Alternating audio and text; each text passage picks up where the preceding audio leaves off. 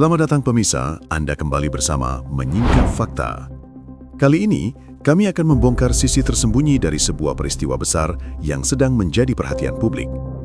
Bagaimana mungkin satu rudal disebut mampu menghancurkan satu blok bangunan, namun tidak mengubah jalannya perang?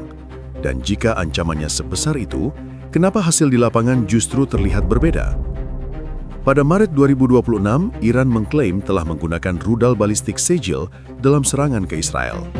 Rudal dengan jangkauan ribuan kilometer, daya hancur besar, dan waktu peluncuran yang cepat. Tapi di balik ledakan dan sirene yang terdengar, ada fakta lain yang jarang dibahas. Apakah benar senjata ini menjadi titik balik konflik, atau justru hanya menciptakan ketakutan tanpa mengubah arah pertempuran? Namun sebelum kita masuk lebih dalam, jangan lupa tekan tombol like dan subscribe. Dengan begitu, Anda tidak akan ketinggalan fakta-fakta tersembunyi yang akan kami ungkap berikutnya. Karena yang akan Anda lihat selanjutnya bukan hanya tentang rudal, tapi tentang bagaimana perang modern benar-benar dimenangkan.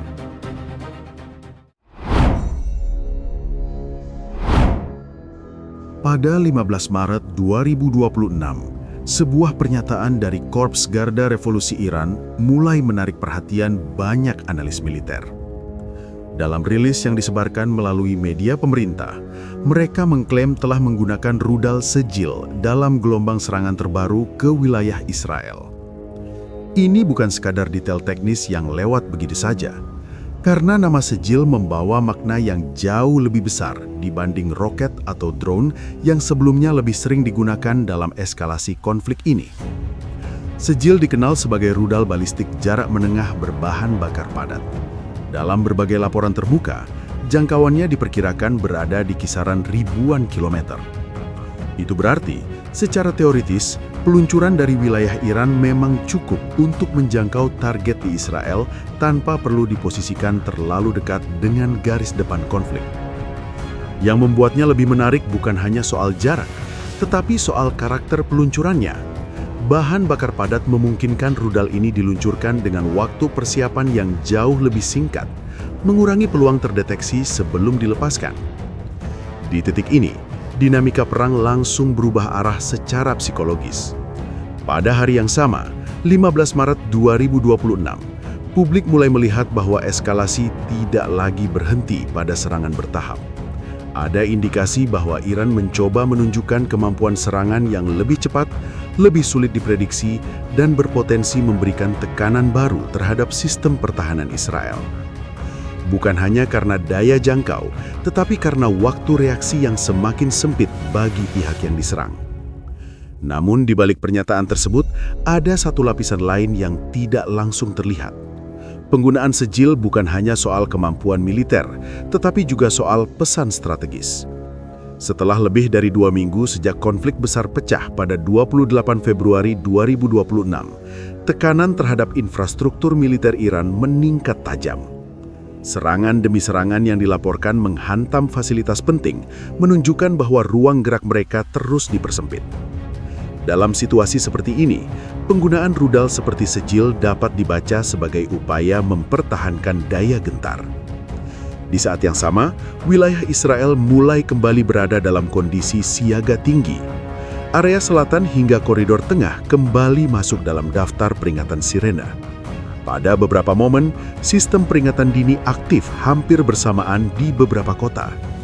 Ini menciptakan tekanan psikologis yang tidak kecil bagi warga sipil, terutama karena jenis ancaman yang dihadapi tidak lagi dianggap biasa.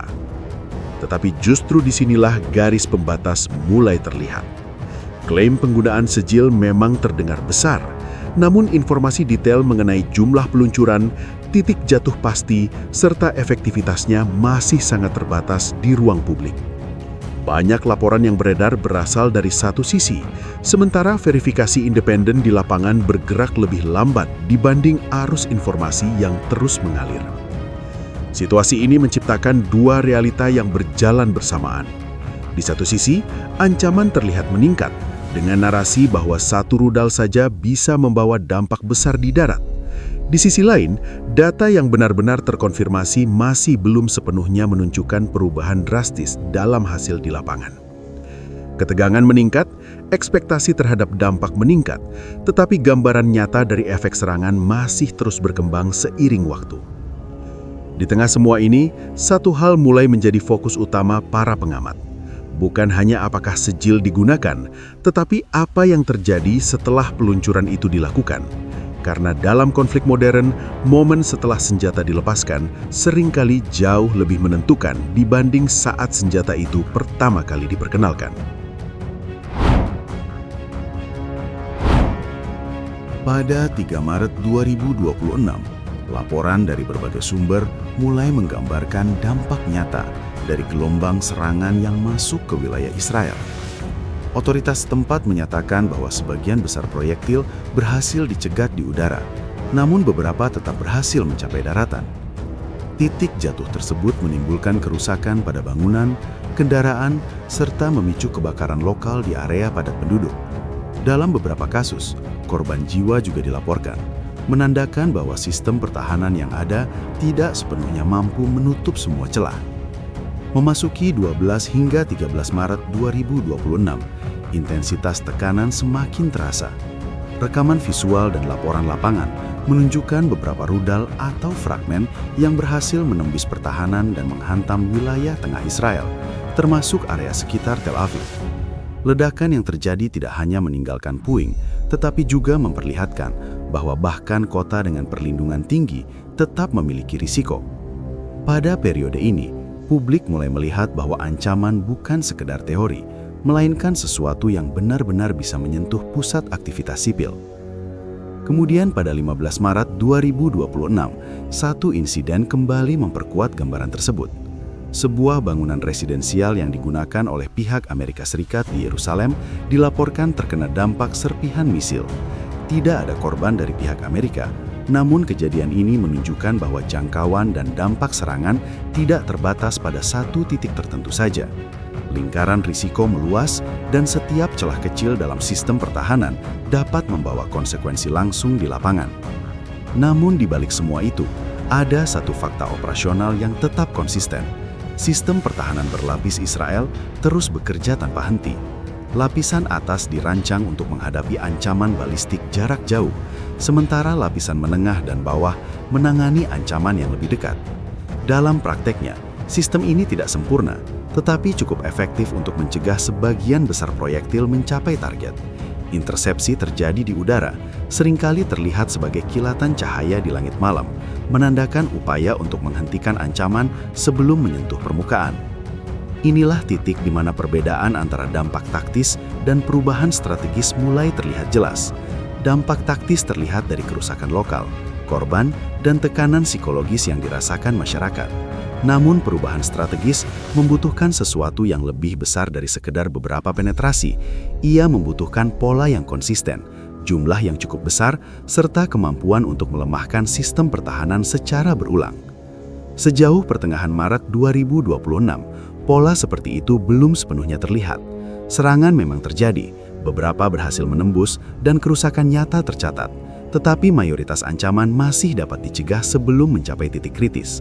Ini menciptakan situasi di mana ancaman tetap tinggi, namun belum cukup untuk mengubah keseimbangan secara menyeluruh. Disinilah ekspektasi dan realita mulai berjarak. Di satu sisi, narasi tentang rudal dengan daya hancur besar terus beredar, menciptakan bayangan tentang kehancuran skala luas. Di sisi lain, data yang terkonfirmasi menunjukkan bahwa meskipun ada dampak serius, sistem pertahanan masih mampu menahan sebagian besar tekanan yang datang. Perang tidak berhenti, serangan tidak mereda, tetapi arah besar dari konflik masih bergerak dalam pola yang relatif terkendali dibanding bayangan yang muncul di permukaan.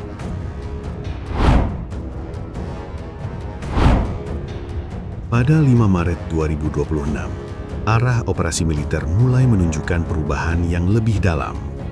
Laporan dari lapangan mengindikasikan bahwa Israel tidak lagi hanya berfokus pada intersepsi di udara atau merespons titik jatuh rudal. Fokus mulai bergeser ke sesuatu yang jauh lebih krusial, yaitu rantai peluncuran itu sendiri. Dalam beberapa gelombang serangan, target yang disasar bukan lagi hasil akhir dari serangan lawan, melainkan sumber yang memungkinkan serangan itu terjadi sejak awal. Di tanggal yang sama, sejumlah fasilitas yang diduga terkait dengan sistem rudal balistik Iran dilaporkan menjadi sasaran. Ini termasuk lokasi penyimpanan, peluncur di permukaan, hingga struktur yang berada di bawah tanah. Operasi ini menunjukkan satu pendekatan yang berbeda. Alih-alih menunggu ancaman datang dan kemudian dicegat, strategi yang digunakan adalah memutus kemampuan lawan untuk meluncurkan serangan berikutnya. Pendekatan ini terus berlanjut hingga 17 Maret 2026. Dalam periode tersebut, gelombang serangan tambahan kembali diarahkan ke peluncur rudal, gudang amunisi, serta fasilitas produksi yang dianggap menjadi bagian dari jaringan militer Iran. Serangan tidak dilakukan secara acak. Target dipilih berdasarkan nilai operasionalnya dengan tujuan mengurangi kapasitas serangan secara bertahap. Setiap peluncur yang dihancurkan berarti satu potensi ancaman yang tidak jadi dilepaskan. Disinilah logika perang modern terlihat sangat jelas. Yang menjadi penentu bukan hanya seberapa besar daya hancur satu rudal, tetapi seberapa lama kemampuan untuk terus meluncurkan rudal itu dapat dipertahankan. Jika rantai produksi, penyimpanan, dan peluncuran terus ditekan, maka intensitas serangan akan ikut menurun seiring waktu. Pola yang sama juga terlihat di wilayah lain yang terhubung dalam konflik ini. Pada 15 Maret 2026, serangan udara di wilayah Gaza menargetkan kendaraan dan fasilitas yang digunakan dalam aktivitas militan. Ini bukan sekedar respons terhadap peluncuran roket, tetapi bagian dari strategi yang lebih luas untuk menekan jaringan operasional yang mendukung serangan tersebut. Dengan kata lain, pendekatan yang digunakan tidak berdiri sendiri di satu front, tetapi diterapkan secara konsisten di berbagai titik konflik. Di tengah semua ini, peran Amerika Serikat juga mulai terlihat lebih jelas. Dukungan diberikan dalam bentuk penguatan sistem pertahanan serta bantuan dalam intersepsi dari berbagai platform. Namun, pendekatan yang diambil tetap terukur. Tekanan diberikan pada target yang dianggap relevan, tanpa mendorong eskalasi yang tidak terkendali. Ini menciptakan keseimbangan yang rumit antara menahan ancaman dan menghindari perluasan konflik. Jika dilihat secara keseluruhan, dinamika yang terbentuk bukanlah pertarungan satu senjata melawan satu sistem. Ini adalah pertarungan antara kemampuan menyerang dan kemampuan untuk mempertahankan siklus serangan itu sendiri. Selama sumber peluncuran terus menjadi target utama, maka setiap rudal yang dilepaskan akan diikuti dengan upaya untuk menghentikan peluncuran berikutnya. Ritme inilah yang perlahan membentuk arah konflik di lapangan. Sejak pertengahan Maret 2026, pola konflik ini semakin menunjukkan satu arah yang konsisten. Ancaman terus meningkat, teknologi yang digunakan semakin kompleks, dan setiap serangan membawa dampak nyata di lapangan. Namun di balik ledakan dan sirene yang terdengar, ada satu dinamika yang berjalan lebih sunyi, lebih dalam, dan jauh lebih menentukan. Bukan sekedar tentang senjata yang digunakan, tetapi tentang bagaimana setiap pihak berusaha mengendalikan alur pertempuran dari balik layar. Kemunculan rudal seperti Sejil memang memperkuat tekanan dan menciptakan ketegangan yang lebih besar. Setiap peluncuran membawa potensi kerusakan yang serius, sekaligus memperlihatkan bahwa kemampuan serang masih dipertahankan di tengah tekanan. Tetapi pada saat yang sama, respons yang muncul tidak lagi berhenti pada pertahanan.